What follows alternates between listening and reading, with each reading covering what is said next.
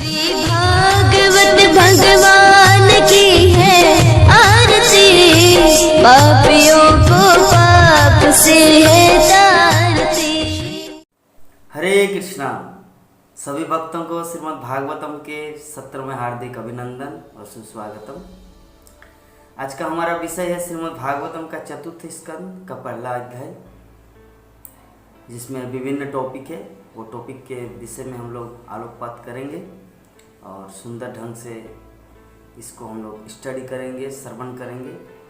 तो हमारा टॉपिक है आज का मनु की पुत्रियों की वंशावली, फर्स्ट, सेकंड शांभव मनु की 3 पुत्रियां एवं आकुति को यज्ञ की प्राप्ति और यज्ञ तथा दक्षिणा से 12 पुत्रों का जन्म, पूर्णिमा के वंशधरों का वर्ण, अत्रि अनुसुया का कठिन तपस्या, ब्रह्मा विष्णु तथा शिव का अत्रि मुनि के पास जाना एवं तीनों देवों द्वारा अत्रि को वरदान, परम योगी दत्तात्रेय का जन्म और वशिष्ठ और अरुंधति के द्वारा 7 विशुद्ध ऋषियों की प्राप्ति, कर्दम के वंशजों द्वारा ब्रह्मांड का बसाया जाना और नर नारायण का सुखद आविर्भाव एवं 49 अग्निदेवों की उत्पत्ति। तो ये है हमारा आज का टॉपिक।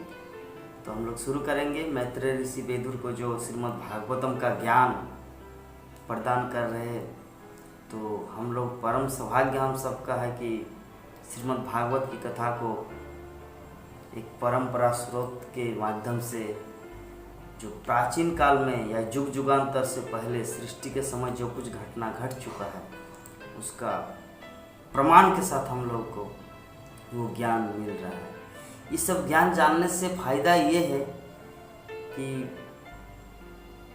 हम लोग अपने जीवन में, अपने कार्य क्षेत्र में या अपने भक्ति में कैसे प्रोग्रेस होंगे और कैसे दृढ़ संकल्प हो जाएंगे जब हम ये सब भक्तों की महान गाथाओं को श्रवण करेंगे। तो मैत्रेय ऋषि ने कहा कि हे विदुर, शांभव मनु की 3 पुत्रियां थी। 3 पुत्रियां जो पहले हम आप सबके सामने प्रेजेंट कर चुके हैं। पहला पुत्री आकुति, दूसरा देवहूति और तीसरी प्रसूति। और महाराज शांभव मनु का और 2 पुत्र भी था, एक उत्तानपाद, एक प्रियव्रत। उत्तानपाद के 2 पुत्र उत्तम और ध्रुव। उत्तानपाद की 2 पत्नियां सुरुचि और सुनीति, सुनीति से ध्रुव और सुरुचि से उत्तम। ये परंपरा। तो पहले तो हम पिछले अध्याय में तृतीय स्कंद में वर्णन कर चुके हैं कि देवहूति कर्दम मुनि के साथ विवाह हुआ था और उनके माध्यम से कर्दम की 9 पुत्रियां हुई और 1 पुत्र हुआ कपिलदेव। तो अभी किस तरह आज का जो विषय है कि देवहूति का तो वर्णन ऑलरेडी हो चुका है, देवहूति कर्दम का। अभी शांभव मुनि की और जो 2 पुत्रियां थी, एक है प्रसूति और आकुति। तो आकुति जो है, आकुति को प्रजापति रुचि को दे दिया। शांभव मनु ने क्या किया, अपनी जो पहली पुत्री थी आकुति, उसको दिया रुचि ऋषि को। रुचि एक ऋषि है, जैसे वशिष्ठ ऋषि है, रुचि है, भृगु है, उसी प्रकार रुचि एक ऋषि है। तो अपनी पुत्री आकुति को रुचि ऋषि को सौंप दिया और रुचि ऋषि और आकुति, मतलब आकुति के गर्भ से 1 पुत्र और 1 पुत्री उत्पन्न हुए। पहला पुत्र जो है वो विष्णु का अवतार यज्ञ के नाम से विख्यात हुआ और पुत्री जो है वो है लक्ष्मी का अवतार। तो इस प्रकार यज्ञ तथा दक्षिणा, दक्षिणा है एक कन्या और यज्ञ है पुत्र। तो यज्ञ तथा दक्षिणा के द्वारा 12 पुत्र उत्पन्न हुए। तो 12 पुत्रों का नाम इस प्रकार है: तोष, प्रतोष, संतोष, भद्र, शांति, इडस्पति, इद्म, कवि, विभु, सव, सुदेव, रोचन, ये सब है 12 पुत्र। तो ये सभी अपने जीवन काल में देवता बन गए, अपने जीवन काल में रहते हुए ही देवता बन गए। और जो यज्ञ था, यज्ञ पुत्र, प्रजापति रुचि की बात कर रहे हैं, तो यज्ञ स्वर्ग के राजा बन गए। इंद्र, स्वर्ग के राजा इंद्र बन गए। कौन? यज्ञ। तो प्रसूति को महाराज दक्ष को प्रदान किया। 3 कन्याएं थी, याद रखना है, आकुति, देवहूति, प्रसूति। आकुति को किसको दिया गया? रुचि ऋषि को। और रुचि के द्वारा ये सब परंपरा बढ़े, जो 12 पुत्र। ठीक है। तो प्रसूति देवहूति तो ऑलरेडी कर्दम के साथ इंगेज था, देवहूति आकुति है। अभी कौन बचे? प्रसूति। तो प्रसूति को दिएगा महाराज दक्ष। महाराज दक्ष कौन है? और दक्ष है वो सती का पिता। सती मतलब जो सती अपने शरीर को यज्ञ में अर्पण कर दिए थे जब शिव जी का निंदा हुआ था। तो प्रसूति को किसको दिया गया? महाराज दक्ष को। तो महाराज दक्ष, उनका जो वंशज है वो तीनों लोकों में फैल गया, सारे ब्रह्मांड में फैल गया महाराज दक्ष का वंश। तो उसके बाद अत्रि मुनि और अनुसुईया, अत्रि ऋषि जो है और अनुसुईया, उनके 3 पुत्र हुए। वो है सोम, दत्तात्रेय तथा दुर्वासा। तो 3 जो पुत्र हुए, तीनों ब्रह्मा, विष्णु और महादेव के अवतार है। ब्रह्मा सोमदेव का प्रतीक है, दत्तात्रेय भगवान विष्णु के प्रतीक है और दुर्वासा मुनि भगवान शिव के प्रतीक है। तो ये 3 पुत्र ब्रह्मा, विष्णु, महेश्वर के अवतार है। तो विदुर ने प्रश्न किया इस विषय में मैत्रेय ऋषि को कि भगवान साक्षात अत्रि के घर में कैसे उत्पन्न हुए, क्या कारण था, कौन सा पुण्य कर्म किया था या क्या किया था उन्होंने जिसके कारण भगवान को उसके घर में पुत्र के रूप में जन्म लेना पड़ा। तब मैत्रेय ऋषि ने कहा कि हे विदुर, एक बार की बात है कि अत्रि ऋषि और अनुसुईया ऐसे कोई एरे गेरे संतान, मीन्स कोई भी संतान को प्राप्त न करने की इच्छा से एक महान संतान की प्राप्ति के लिए वो दोनों ऋक्ष पर्वत पर चले गए। दोनों पति पत्नी कहाँ चले गए? ऋक्ष पर्वत पर। क्या करने के लिए? महान कठोर तपस्या करके, ताकि भगवान प्रसन्न हो उनके प्रति और भगवान उनको वरदान दे। तो कठोरता तपस्या करने के लिए दोनों ऋक्ष पर्वत पर गए, जहां पर अनेक दिन तपस्या करने के बाद तीनों देव एक साथ प्रकट हुए। कौन कौन? ब्रह्मा, विष्णु और महेश्वर। तो अत्रि ऋषि परम हर्षित हुए, उनको प्रणाम किया, आनंदित होकर नमस्कार किया और बोले कि हे प्रभु, मैंने ध्यान किया था पूर्ण पुरुषोत्तम भगवान का कि वो मेरे पास आए, मेरे पास आकर मुझे दर्शन दे और मुझे वरदान दे, ताकि मेरा एक महान पुत्र हो, जो पुत्र सारे संसार में भगवान की महिमा, एक आदर्श पुत्र हो। मैं तो अपने एक पुत्र प्राप्ति के लिए भगवान का तपस्या किया था, भगवान का ध्यान किया था, परंतु आप तीनों देव यहाँ पर उपस्थित है।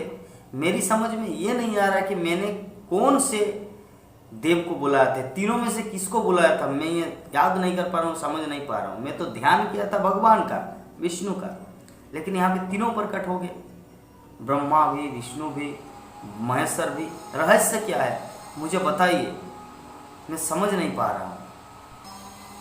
तब इस प्रकार जब अत्रि ऋषि तीनों देव भगवान महेश्वर, विष्णु और ब्रह्मा जी को इस तरह प्रार्थना करने लगे, तो तीनों देव एक स्वर में बोले, एक साथ बोले कि हे मुनिवर, आप अपनी संकल्प में अडिग है, आपका दृढ़ संकल्प, आपका भक्ति, आपका तपस्या से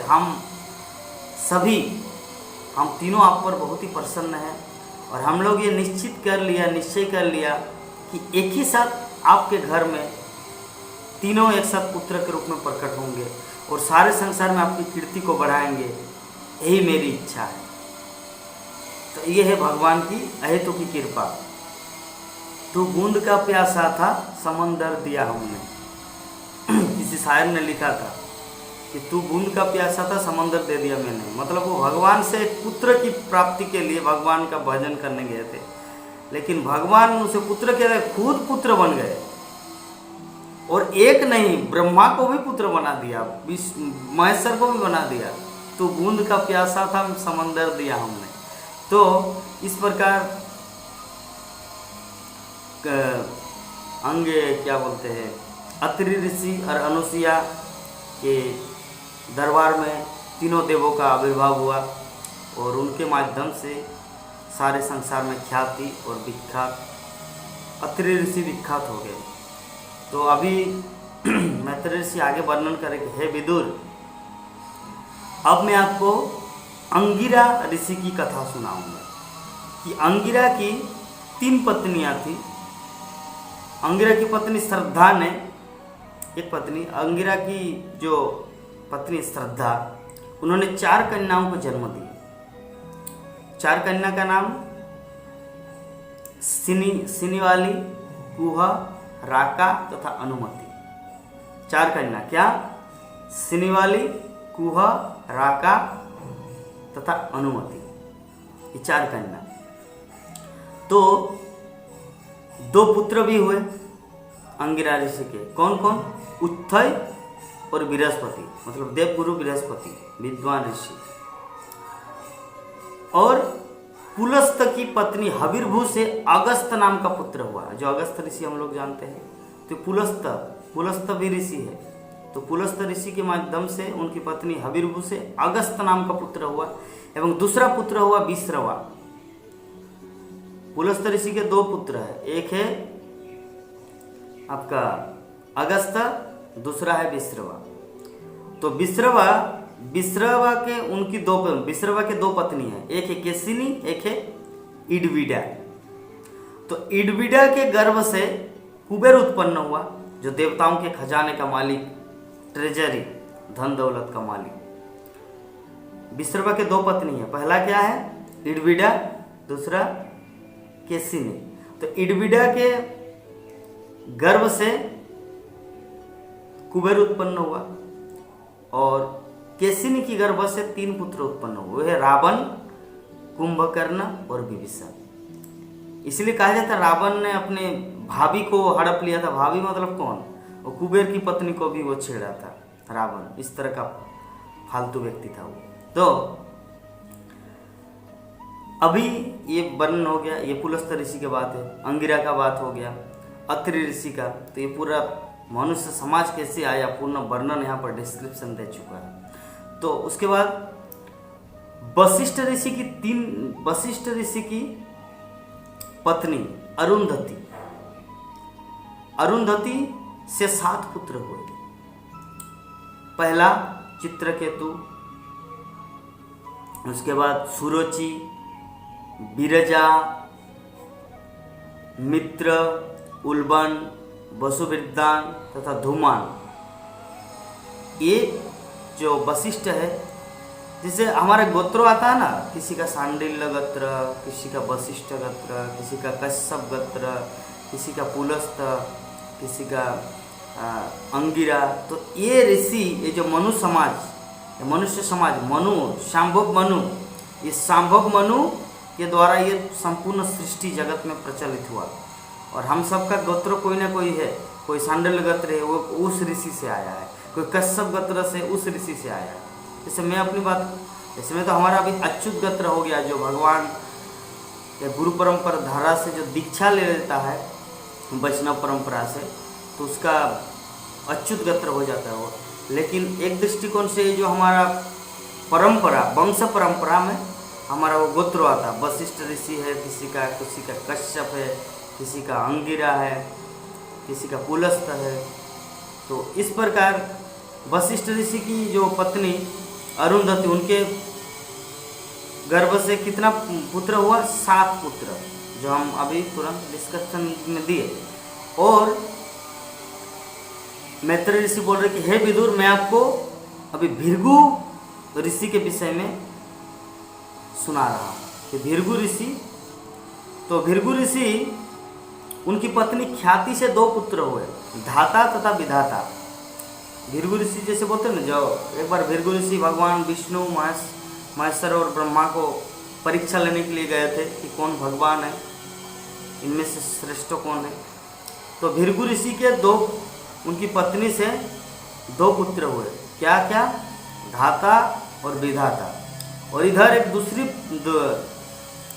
दूसरा ऋषि मेरु ऋषि से 2 पुत्रियों की जन्म हुए हैं, आयति तथा नियति। तो इधर भृगु ऋषि का धाता और विधाता और इधर मेरु ऋषि का नियति और आयति। तो दोनों का क्या किया? अभी एक पुत्री, उनकी जो पत्नी 2 धाता और विधाता, तो आयति तथा नियति को धाता और विधाता को प्रदान की। एक पुत्री श्री, भृगु ऋषि की कितने, आप लोग कैलकुलेट कीजिए। भृगु ऋषि का 2 पुत्र हुआ, धाता और विधाता, और एक पुत्री हुई श्री मतलब जो भगवान के प्रति बहुत ही परायण थी। तो मेरु ऋषि की, और इधर क्या हुआ? इधर मेरु ऋषि की 2 पुत्री हैं। क्या क्या? आयति और नियति। तो आयति को धाता को दिया, नियति को विधाता को दिया। जैसे कहा तो दोनों एक ही है। आयति धाता, आयति जो कन्या थी, आयति को धाता को दिया। धाता एक पुरुष है, आयति नारी है, तो इनको सौंप दिया धाता को। और नियति जो है कन्या, वो अपने पतिदेव विधाता के साथ उनका शादी हुआ। तो अभी आयति, नियति, विधाता और धाता, इनमें से उन लोगों का 2 पुत्र हुए। उनसे मृकंड तथा प्राण नामक 2 पुत्र हुए। तो मृकंड से मार्कंड आया और प्राण से वेदशिरा। मृकंड जैसे मान लीजिए उदाहरण, और सरल भाषा में बता रहे, आयति और धाता से एक पुत्र का जन्म हुआ, वो कौन है? मृकंड। और नियति और विधाता से एक पुत्र का जन्म हुआ, वो है प्राण। समझ गए? अभी प्राण से मृकंड जो है, और मृकंड जो शादी किया, तो मृकंड से जो पुत्र उत्पन्न है वो हुआ मार्कंडेय ऋषि। समझना है बहुत ध्यान से। और जो दूसरा पुत्र है प्राण, तो प्राण जो शादी किया, तो उनसे जो पुत्र हुआ वो हुआ वेदशिरा। और वेदशिरा से जिस पुत्र का जन्म हुआ वो हुआ शुक्राचार्य, मतलब राक्षसों असुरों का गुरु शुक्राचार्य मतलब वही जो बलि महाराज के गुरु थे। ये है डिस्क्रिप्शन। अभी वो जो दक्ष जो प्रसूति से शादी किया था, 3 पुत्रियों का उल्लेख था, आकुति, देवहूति, प्रसूति। आकुति का ये पूरा वंशधर है, और प्रसूति मतलब प्रसूति किसको दिया गया था? दक्ष महाराज को, सती के पिता। तो दक्ष ने प्रसूति के गर्भ से 16 कन्याओं को जन्म दिया। 16 कन्या। तो इनमें से जो 13 कन्या हैं वो धर्म को दिया। धर्म भी एक ऋषि, एक मूर्तिमान व्यक्ति थे। तो धर्म को 13 कन्याएं सौंप दी, उनकी 13 वाइफ। धर्म का 13 वाइफ, 13 पत्नियां। और एक कन्या को दिया अग्नि को, और एक कन्या को दिया पितृलोकों को, और बाकी जो एक कन्या बची वो है शिव जी को। टोटल 16 था। प्रसूति और दक्ष के माध्यम से 16 कन्याओं का जन्म हुआ। तो 13 दिया किसको? 13 धर्म मुनि को। एक किसको दिया? अग्निदेव को। और 2 बचा, एक दिया पितृलोक को, और एक जो बचा वो किसको दिए? भगवान शिव को। सती जो है अंतिम छोटी कन्या, छोटी पुत्री सबसे 16 नंबर में, वो किसको दिया गया? शिव जी को। तो 13 कन्याओं में से मूर्ति 16 है ना, तो 16 में से एक है, वो है मूर्ति। तो मूर्ति से नरनारायण ऋषि का जन्म हुआ, और नरनारायण ऋषि साक्षात भगवान है। जो बद्री का आश्रम में, बद्रीनाथ धाम में अभी भी तपस्या कर रहे हैं। ये है नर नारायण ऋषि का इतिहास। तो नर नारायण ऋषि ऐसे आए, मतलब दक्ष के 16 पुत्रियों में से एक थे मूर्ति, और मूर्ति के गर्भ से भगवान नर नारायण का जन्म हुआ। तो इस प्रकार जब उनका आविर्भाव हुआ, जब उनका जन्म हुआ, तो चारों दिशाओं में शुभ संकेत दिखाई देने लगे। देवता, गंधर्व, किन्नर, अप्सरा नाचने लगा और देवता भगवान की स्तुति करने लगे। और भगवान क्या किया, उन सब पर प्रसन्न हुए, उनको कृपा दृष्टि किए, उनको वरदान दिया। और भगवान क्या किया, गंधमादन की ओर प्रस्थान किया तपस्या करने के लिए। तो ये था आज का हमारा विषय। एक बहुत ही बड़ा चैप्टर था, अध्याय। तो किसी को किसी भी तरह का कुछ प्रश्न या टिप्पणी, टीका, कमेंट अगर हो तो आप मुझे मेल कर सकते हैं, व्हाट्सएप कर सकते हैं, डायरेक्ट फ़ोन कर सकते हैं किसी विषय में जानने के लिए और कुछ टीका टिप्पणी करने के लिए। तो आप सबको बहुत बहुत धन्यवाद जो इतना सुंदर ढंग से आप लोग इस कथा को श्रवण किए। और श्रील प्रभुपाद इस तात्पर्य में ये वर्णन किया है कि जो भी इस तरह मनु महाराज की संतान, संतति, वंशधर परंपराओं को अगर श्रवण करेगा तो उनका समस्त पाप से मुक्त हो जाएंगे और पुण्य का उदय होगा और भगवान का भक्त बन जाएगा। तो आज का हमारा विषय जो था वहीं पर समाप्त होते हैं। आप सबको बहुत बहुत धन्यवाद। हरे कृष्ण। इस वीडियो को लाइक करें, हमारे चैनल को सब्सक्राइब कर बेल आइकन जरूर प्रेस करें हमारी न्यू वीडियो सबसे पहले